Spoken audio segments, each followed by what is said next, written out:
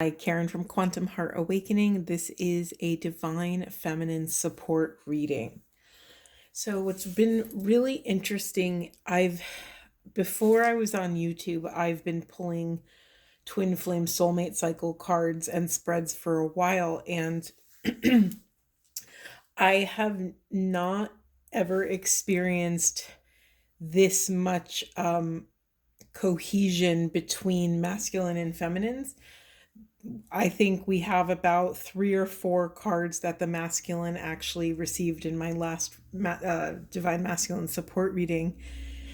So, in the primary position, we have Chop Wood, Higher Power in reverse, and To Be Fair. So, just like the Divine Masculine side of things, the Divine Feminines are sinking into their Divine Masculine. They are caretaking day-to-day obligations. They're making sure, their livelihood is in order. They're keeping on top of family responsibilities, work responsibilities. This is a very 3D energy. Excuse me. So right now, divine feminines are preparing their 3D lives so that they can be free and sovereign to take a step in any direction that their soul is calling. Another piece of being able to access the call, access the divine, is making sure that we are also being responsible and taking accountability for our spiritual selves and our connection to source.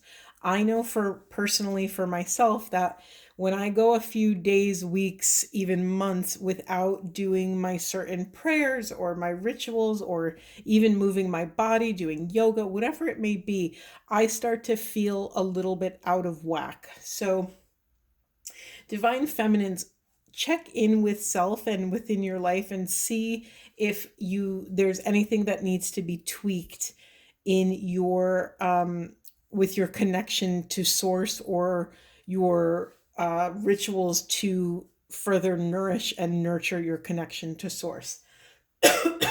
You're going to need this connection loud and clear in the next chapter. I mean, we always need the connection to source. Excuse me, I cannot get rid of this cough. It has been lingering for 2 months. Forgive me for coughing on camera, but it is what it is for now. We also have the To Be Fair card. So I don't know if you could make it out because it's kind of far away on camera, but there is an owl on top of this very regal queen looking like person. I think it's a woman. I can assume it's a woman. But what we are doing is accessing divine wisdom or gnosis so that we can steer ourselves or steer our ship in a way that's in alignment with our intuition and our soul's mission or soul desires, whatever we want to call it. And to be able to take these aligned steps with our intuition, we need to create a lot of sacred space so that we can go at our own pace. And when we give ourselves enough time, and in this crazy fast-paced world where everything is instant gratification and most of us are addicted to doom scrolling, me included, everything's so fast and our brains and our bodies are so burnt out from moving at such an unnatural pace that we tend not to voluntarily take the space we need so that we can slow everything way, way down so that we can access wise discernment. We actually received space in the unconscious position. And When something is in the unconscious, it is that which we are pushing down into the shadows, or it's that which we are not ready to allow into the light. And this could be, again, conscious or unconscious. Sometimes we're aware of it, and sometimes we don't even know that we're acting certain ways due to our, the patterns we picked up in childhood, the patterns of our family of origin. So right now we get to have this kind of inner revolution to access and assess what is in excuse me, what is in alignment with our highest and best vibration. Yes, there's a lot of self-care. We have this immune support card. So what does an immune system do for the body, for us? An immune system is that line of defense that keeps germs and viruses and all these things at bay. And I don't know about you, but I know that I can feel when my immune system is really struggling. I can feel it like the second I don't get enough sleep, I get that little sore tickle in my throat. I know, oh my goodness, okay, I got to get enough sleep. I got to drink enough water. I got to spend time in nature and let some natural sunlight into my eyeballs. Most of us work in, indoors, and we spend a lot of time indoors, especially in the winter. And so it's really important that we do what we have to do to check in with the actual physical health of our bodies. This falls under the umbrella of the chop wood, carry water. What are we doing day to day in our sacred environments that needs tending to? And our bodies are a part of that, not just external things like family and work and getting the groceries and getting the kids on the bus and making lunches and all these things, but also really caretaking the vessel. Okay. Another piece that is in the unconscious position is this to the sea card. And for me, to the sea is like a pilgrimage card. It's that, what's the other, for like a vision quest. It's these moments where we create space to allow the mystery to unfurl in front of us. It's not for us, it's not something for us to control or manage or you know, micro shift what's going on. It's this idea that we can take up enough space to allow spirit and source to move through us. So it's in the unconscious position, which again supports the idea that we are not nourishing our connection to our higher power right now. So that's something that needs to be on the to-do list. We need to take up enough space so that we can come into deeper relationship with who we truly are. Remember your identity. And that identity may have shifted and changed. In fact, if you're walking this path of consciousness, I'm going to bet close to 99% your identity has absolutely shifted and changed. And with each rotation and with each spiral around where we are coming into relationship with the same lessons from a different perspective, the situation may not have changed at all, but we have changed. We have evolved. We have survived this internal revolution between, expansion and contraction, between growth and staying where you are and staying the same. So because of this, we need to carve out new space to get to know ourselves again, to understand what sparks, what sparks our soul, what excites us, what do we might have new fears, we might have new struggles, we might have new blockages. And I guarantee that with each rotation around, you are meeting the same lesson, but you're not who you were, and you have more skills and more tools in your toolbox to handle this situation in a completely different way. So don't get bogged down if you Yep. If you find yourself experiencing the same lesson over and over again, which, as you know, if you've been walking the soulmate cycle, twin flame path for a while, that tends to happen like on loop. So give yourself a profound amount of grace. This stuff is so difficult. Honor where you've come from. Honor how hard it took for you to get here. Take up enough space to celebrate where you've been and what you've learned and where you want to go.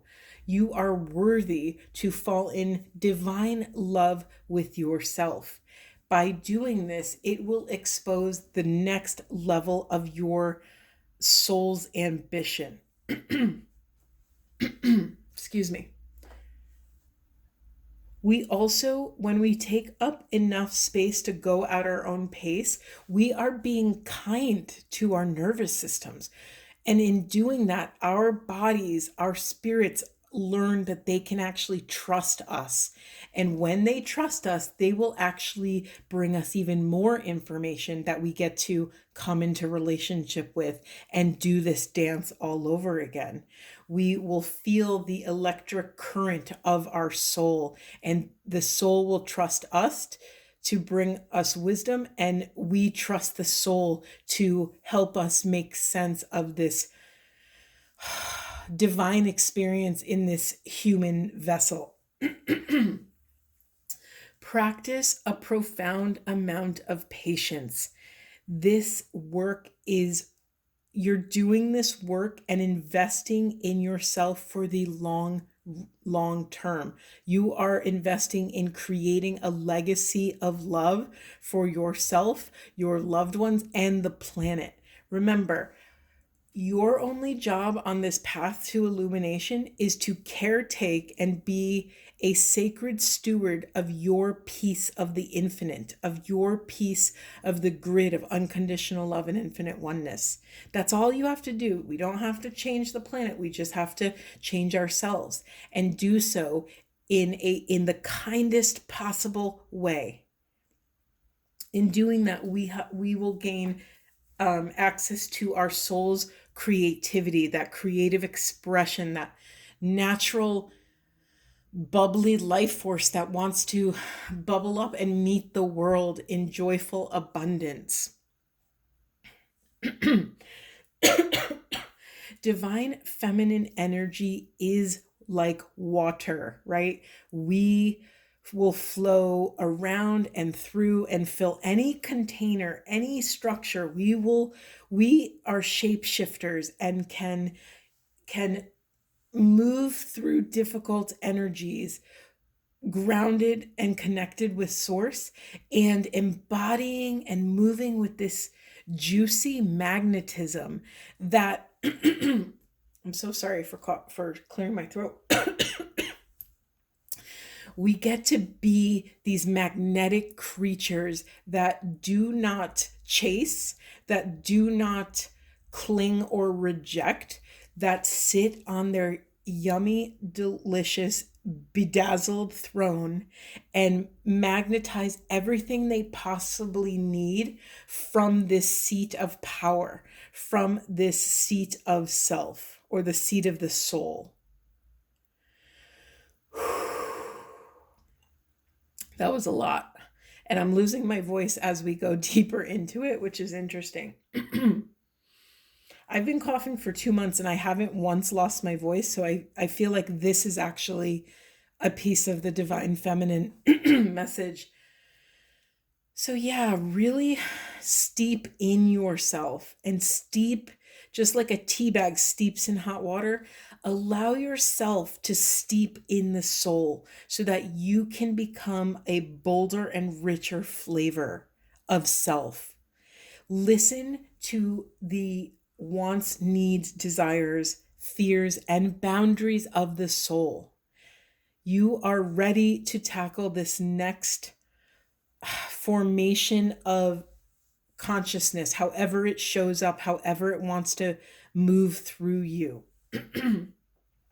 Divine feminines are at a rite of passage.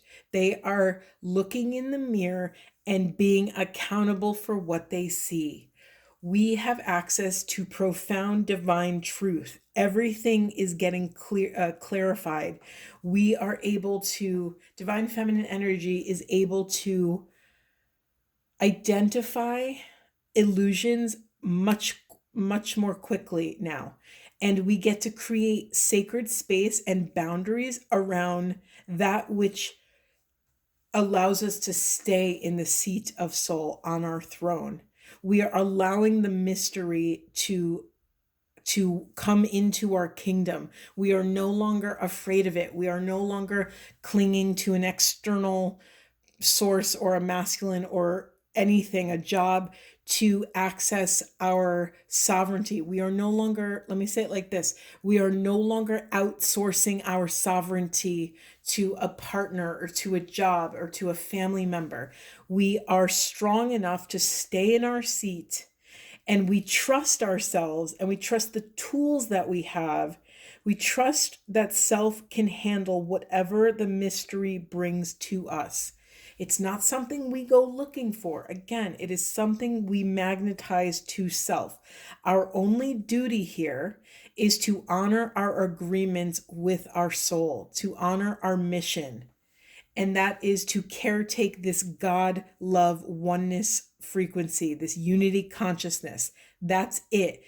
If that's the only work you do on this path, that will keep you busy for a lifetime, I promise you. Excuse me. We are learning to, how do I say this? We are recalibrating our physical vessels to handle more source, more divinity, more enlightenment. We are coming into this balance.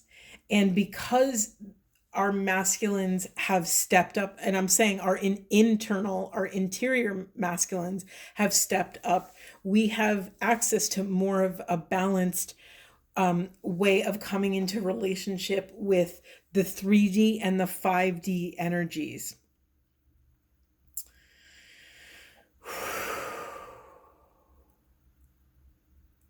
Can I just say the divine feminine energy is magical as anything?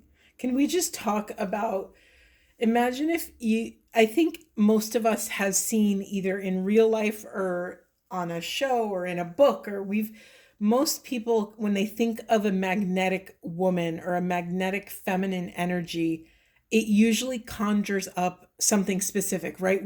I would venture to guess that most of us have this archetype of what this divine feminine magnetism is. If you take a little time each day and feel into what that is for you, you are inviting that energy into your nervous system, and you are rewiring the way your energetic blueprint shows up in the world and environment around you. It's sort of like, like attracts like frequency. You have, I know I've already said this, but I'm going to say it again. You have all of the skills and all of the tools that you need to take another step on this path of awareness and consciousness. There is nothing you need outside of self to do this profound work. Okay. I just wanted to pull a couple other cards while we're together. I think these are from the Cosmic Journey Oracle. Let's see. All right, Spirit, what does divine feminine energies need to know for the highest and best good of self and the planet? Find your star family in this cosmic game of hide and seek. Again, I think I say this in most of my divine feminine readings. We do not do this work in a bubble. We don't have to be isolated, even though it's very common for this deep, deep work to send us into ourselves, and that can take us out of the world around us. Join groups, find like I've just been introduced to kind of the YouTube communities a couple years ago, and I've been ravenous for information, and I love seeing how different people interpret these twin flame energies and how they transmute and their different ideas. Okay, this is an alignment. We have listen in stillness. You meet your true self.